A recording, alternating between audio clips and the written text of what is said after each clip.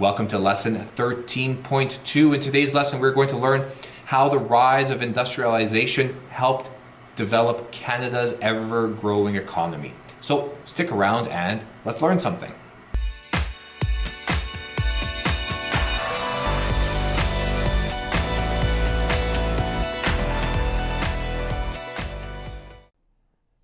Like the slide says, lesson 13.2, how did the rise of industrialization help develop Canada's economy? This is all about the rise of industry.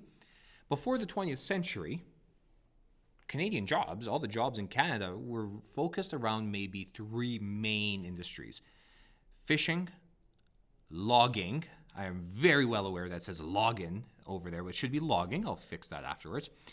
Or your jobs were related to farming. And we took the resources from these jobs and from these areas and we sold them around the world. But it didn't take long after Confederation for industrialization to actually hit Canada. And now our economic system, which was once based on the fishing, the logging, and the farming, is now going to be based on much larger industries. And these larger industries happened because of a global revolution that was taking place. Now, there's different types of revolutions. So you have the revolution, which most people will think about as overthrowing a government. Okay, that is like a political revolution, a revolt, like the Russian Revolution, let's say, for example. Then we have a computer revolution, so that's us using computers. And then what we're talking about here is the industrial revolution, where we're using mechanical power to complete some sort of task, some sort of job, and something like that. And the industrial revolution began when we were able to harvest the energy from the steam engine. The burning of the coal heated the water, which turned into steam, which was able to power various technologies at the time. And this industrial revolution that we're talking about actually began well before Canada became a country. This started in Great Britain in the mid 1700s, and it brought new technologies in. And it started looking at industry in a much larger sense, which then encouraged business investors, which then also required a much larger workforce. The larger workforce was needed to supply the factories with workers. Before industrialization, before the Industrial Revolution, things were made by hand. Goods were made by hand by very skilled workers working in a small shop or even at home. These were called cottage industries. But eventually the Industrial Revolution came and these people's jobs were replaced by machines. And it was very expensive for these machines to be purchased by individuals. So investors came to the forefront. They bought the machines and then they hired people to operate these machines. Where are you going to operate these machines? Well, you can't operate them at home. You have to create a factory. And we bring the machines into the factory, we bring these workers into the factory, and now we can produce many of these goods that were being made by hand. We can make them much faster in these factories where we have all of these different types of workers. But working in a factory is not like working in a factory today. Back then it was completely different. So this introduced a division of labor. So let's say shoes, for example.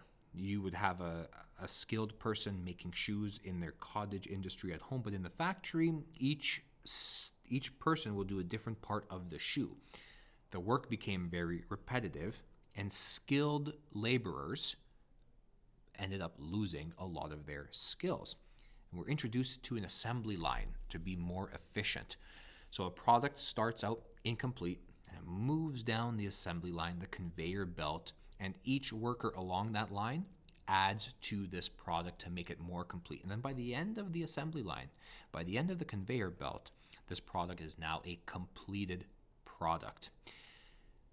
People were secondary in these factories. The factories were designed and built with the machinery in mind, not the people.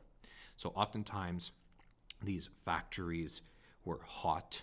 There was very little air circulation. It was dusty. And you're working with machines, so it's going to be very dangerous. There were people in charge, the managers, and they were very strict. And they also had child labor. Children worked inside these factories. Regardless of being a child or not, if you were a factory worker, you worked super long hours, 12 hours a day, often 6 days a week, with no insurance in terms of health or employment. So if you got sick, then you lost your pay or you even lost your job. So it wasn't a good thing. But the industrialization expands our economy. So our economy is now going to see rapid growth. With that rapid growth, we need to supply new rail so that we can transport these goods. The railways need steel and iron. Well, how are we going to get steel and iron? We're going to build factories to get this steel, to get this iron. Now that we're doing things much more efficiently, new industries can develop from the cottage industries that existed. So now we'll have meat packing plants, for example, lumber mills, wood factories, cotton mills, and things like that. All of these things are going to develop because of the factory. The government, however, in Canada, they were still on their idea of assimilating our First Nations, and they prevented our First Nations from participating in this ever-expanding economy. They limited the activities that the First Nations were able to do. So, for example, in the fishing industry, they were allowed to fish, but they could not sell the fish. So they could only consume for themselves and for their families. They weren't allowed to make money off of this. So even though one part of our economy is expanding greatly and the lives of people are improving, our First Nations are going to be ones that cannot go and improve their lives through this economic boom that is taking place because of our Industrial Revolution. All right, I want you to head over to your notebook and complete the questions for this part of the chapter.